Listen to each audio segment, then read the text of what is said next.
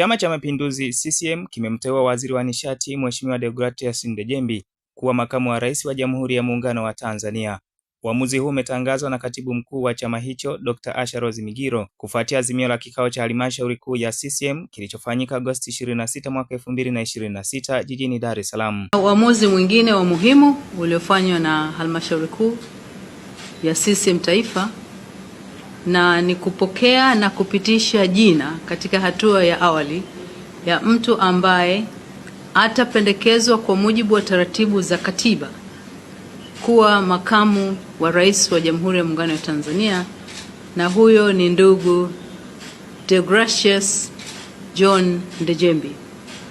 Halmashauri kuu kwa kauli moja imempitisha mwanachama wetu huyo kuchukua nafasi ya makamu wa rais. Katika hatua nyingine, kikao hicho kilifikia uamuzi wa kumfuta wanachama Balozi Dr. Emmanuel Nchimbi ambaye alitoa taarifa ya kung'atuka nafasi ya makamu wa rais mnamo Agosti 25. Kulikuwa na swala la nidhamu na maadili ambalo lilikuwa linamkabili mwanachama mwandamizi wa chama chetu, mjumbe wa kamati kuu na halmashauri kuu, ndugu Balozi Dr. Emmanuel Nchimbi.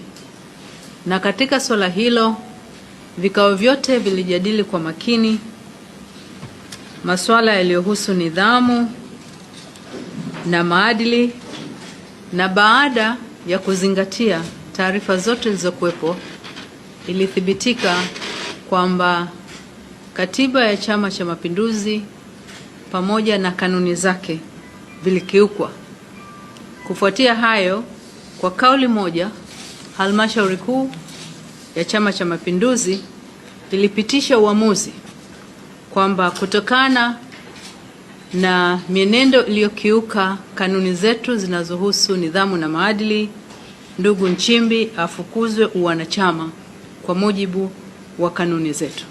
Mapema hii leo bungeni jijini Dodoma, Waziri Mkuu Dr. Mwigulu Nchemba alimpongeza Ndejembi kwa kuteuliwa, huku akimwagia sifa kuwa miongoni mwa viongozi mahiri. Nimpongeze sana Mheshimiwa Rais Daktari Samia Suluhu Hassan kwa jicho lake la mwewe la kuweza kumwona Mheshimiwa Deogratias John Ndejembi kuwa makamu wa rais wa Jamhuri ya Muungano wa Tanzania.